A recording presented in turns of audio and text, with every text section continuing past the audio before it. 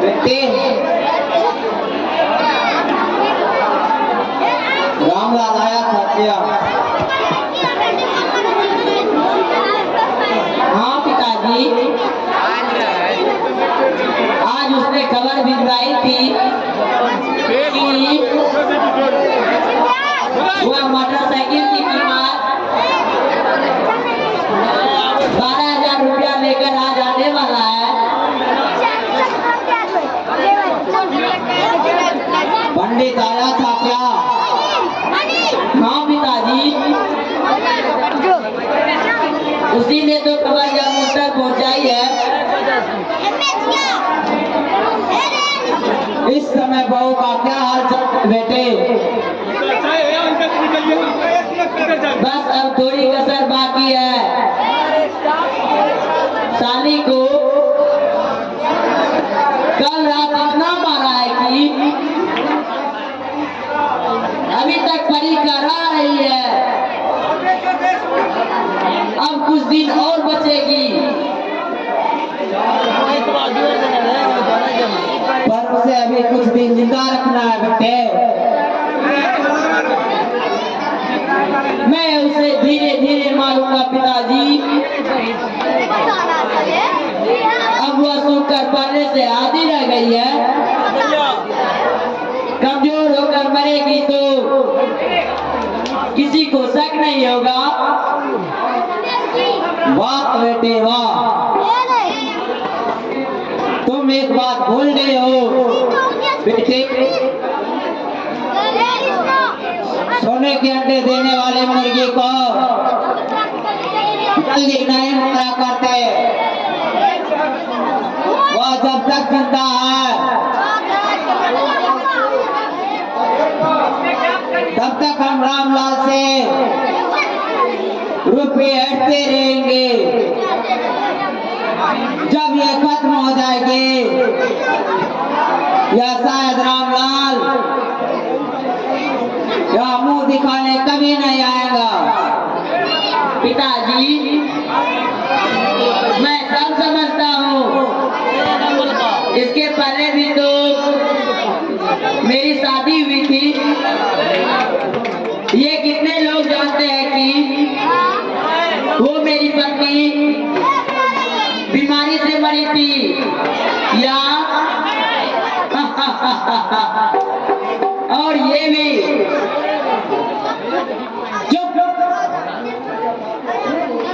हमेशा ये बातें नहीं बोलते बेटे। किसी ने सुन लिया तो बिना मतलब का गड़े मुर्दे को उखाड़ने लगेगा। पर यहाँ सुनने वाला कौन आएगा बेटे? वक्त को भी काल होते हैं। लेकिन पिताजी, मधु जब मरी थी वह तब किसी को शक नहीं हुआ था। कितनी सफाई के साथ हमने उसे रास्ते से हटा दिया था। आखिर उस बेचारी का दोष भी क्या था?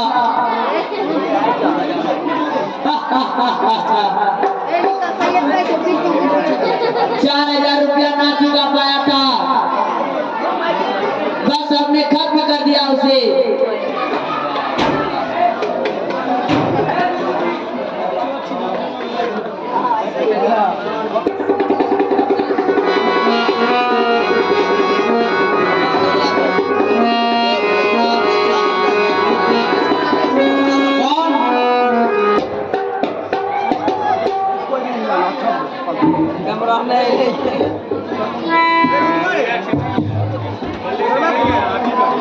अरे लाल लाल, मैं हूँ रामलाल।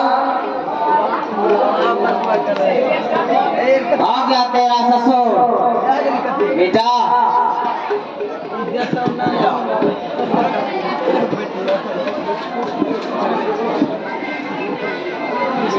आइए समझे जी, बैठिए। अरे परमजीत, ठंडे पानी लेकर आओ।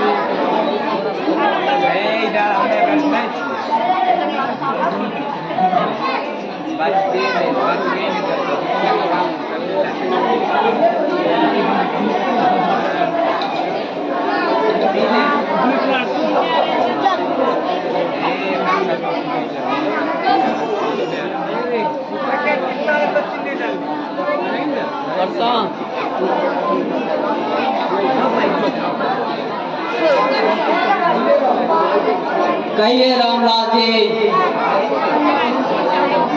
अपने वादे के मुताबिक आप हाजिर हैं, रुपये लाया है ना? लाया हूँ, इसी तरह लाना पड़ा। कहाँ है रुपये?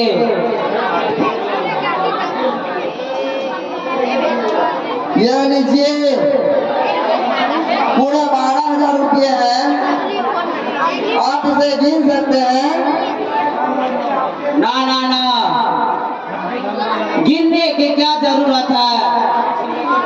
आप ठीक ही लाए होंगे। ठाकुर साहब, हम अपने बेटी से मिलना चाहता हूँ। बेटी से? हमारे यहाँ यह नियम नहीं है। जब तक लड़की कम से कम एक बार अपने पिया जाकर लौट नहीं आते, तब तक हम उसे किसी से नहीं मिलने देते। ठाकुर साहब, मैं दिल में एक अरमान लेकर आया हूँ कि अपनी बेटी शीला की मैं देखूंगा, उससे मैं उसकी हाल समाचार पूछूंगा। रामलाल जी, यह कभी नहीं हो सकता कि अपने बेटी से मिले। ठाकुर साहब, एक बात ही जानता है कि संतान का प्यार क्या होता है। रामलाल जी, क्या हम बाप नहीं है? यही सही है, पर अजनबी के हाथों में अपनी बेटी को सौंपते समय हर माँ बाप की एक अभिलाषा रहती है कि इसकी बेटी ठीक से रहे और उसकी खोज खबर भी लेते रहे। मैं आप इस पत्र में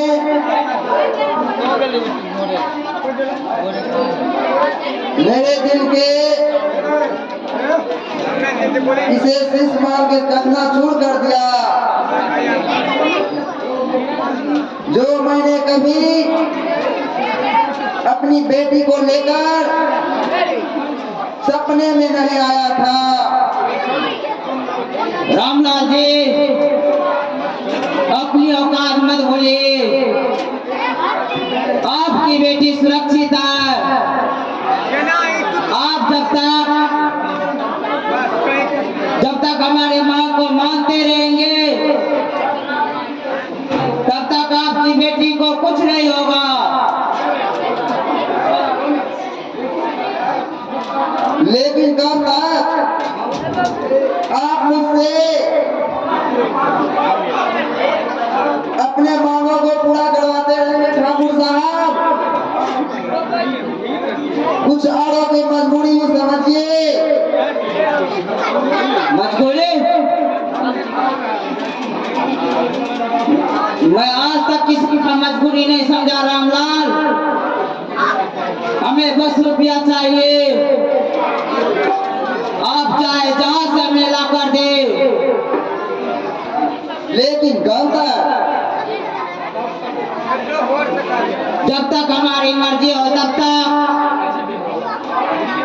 वरना आप हमारी बेटी को मारते पीटते रहेंगे, यही ना?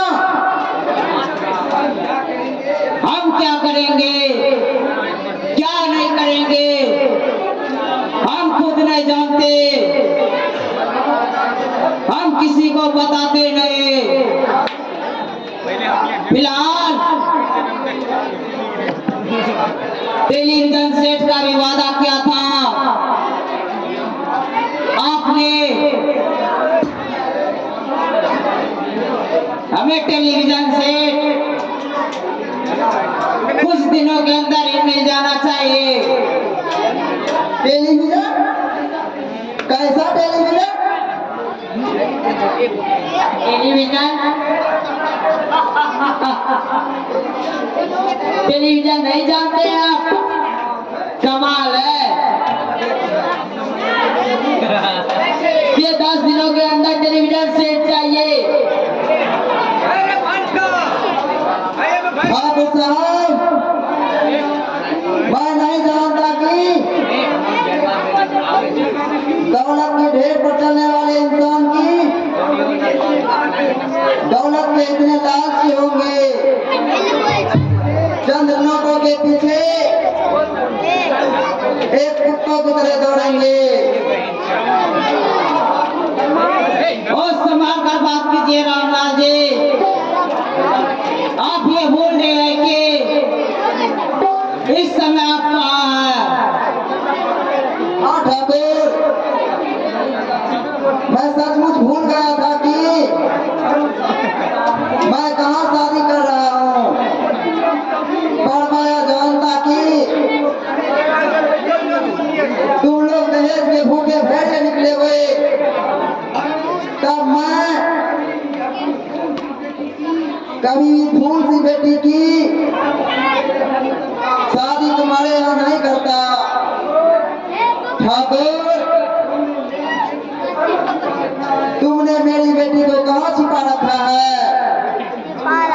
रामलाल, अपनी जुबान को लगाम दो। कौन नहीं भूखा है दौलत का? सभी दहेज लेते हैं, फिर हमने भेले है तो वाक्य मचाने का। ठाकुर, तुम जैसे धन के लोभी इंसान को इस दुनिया में जीने का कोई हकदार नहीं है। रामलाल, आप अब चुप रहे तो आपके हित में अच्छा रहेगा, वरना आप मेरा क्या कर लेंगे? मैं अपने नौकरों से जबरदस्ती बाहर निकलवा दूंगा। मैं खुद चला जाता हूँ ठाकुर, लेकिन फिर आऊंगा। और मैंने तुम्हें हथकड़ियों ना पहना दी तो मेरा नाम रामलाल नहीं। अरे जा, बहुत हो गया हथकड़ियां पहनाने वाला।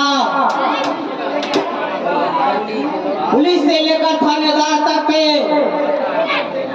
मेरे नोटों का गुलाम है।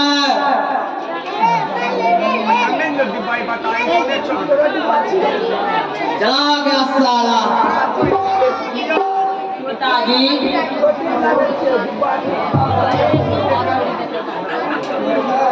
लगता है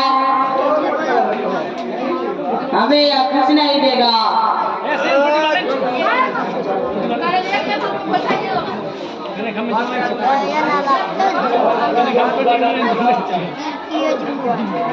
और जब यह कुछ ना देगा तो इसकी बेटी को भी जीने का कोई अधिकार नहीं है।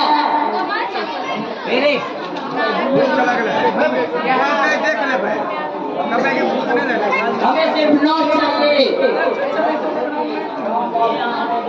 और जब रामलाल कुछ ना देगा तब उसकी बेटी को भी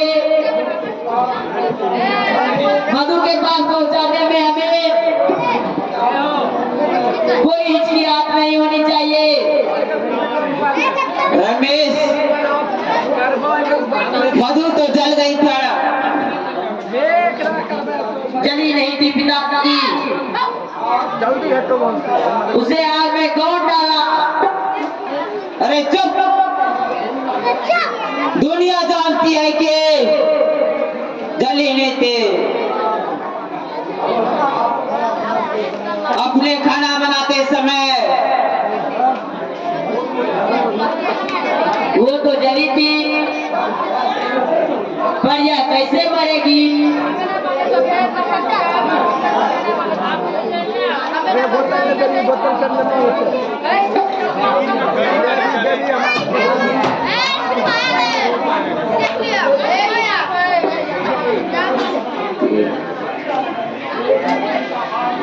एक ही तरीका बार बार आज ठीक नहीं हो गए बेटे।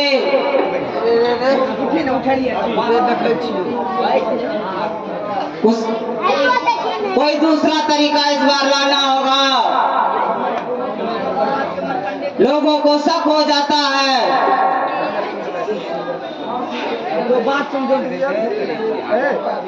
फांसी के फंदे पर इसे लटका कर मारना कैसा रहेगा पिताजी? यह भी तरीका ठीक नहीं है बेटी। हम ऐसा काम करना चाहते हैं कि लोगों को शक न हो।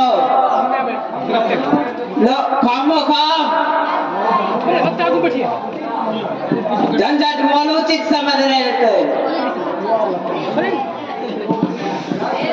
तो फिर क्या किया जाए?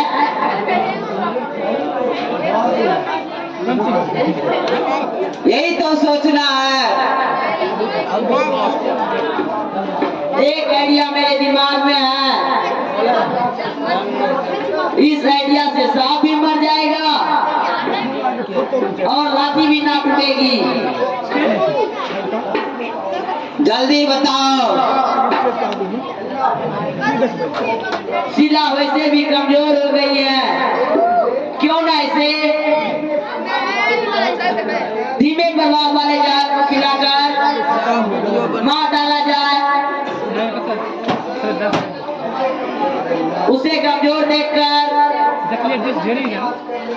लोग यह जरूर विश्वास कर लेंगे कि बीमार होने के कारण उसकी मौत हुई होगी। फिर उसकी लाश को रातों रात जलाकर हम समूचे समुद्र को मिटा देंगे। कैसा लगा यह आइडिया पिताजी? बहुत पसंद आया मुझे। Wonderful idea. तो फिर शुभ काम में देरी क्यों? हाँ, शुभ काम में देरी बिल्कुल नहीं करनी चाहिए। तब फिर मैं अपना काम शुरू करूं। माइक का मुंह अगला छोड़ो ना। हाँ, नीचे पकड़ो। बेशक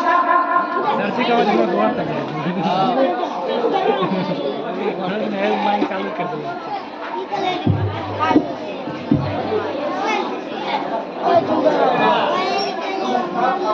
नमस्कार ठाकुर साहब। चलिए कोई पर चल जाओ। नमस्कार पंडित। इस बार कौन सी खबर लाए हो? ठाकुर साहब, रामलाल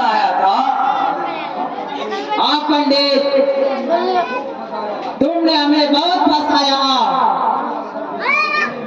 अब रामलाल रुपये देने में पीछे हटने लगा। मैंने फंसाई थी तो मोटी आसामी, खैर कहिए तो कहीं और रिश्ता देखूं। हाँ पंडित, अगर कोई धनवान मिले तो उसकी बेटी से रिश्ता जोड़ो। ठाकुर साहब, रिश्ता जोड़ना और रिश्ता तोड़ना दोनों ही काम मैं करता हूँ। थोड़ा जल्दी ही देखना। आपके तो मैं कल ही बुला लाता हूँ लड़की वाले को। आज के जमाने में वर मिलता कहाँ है, सभी बेचैन है और खोजने में। नहीं पंडित, अभी रुक जाओ, जब मैं कहूँगा तब उन्हें लेकर आना। अभी फिलहाल कहाँ जा रहे हो? जा रहा हूँ रिश्ता जोड़ने।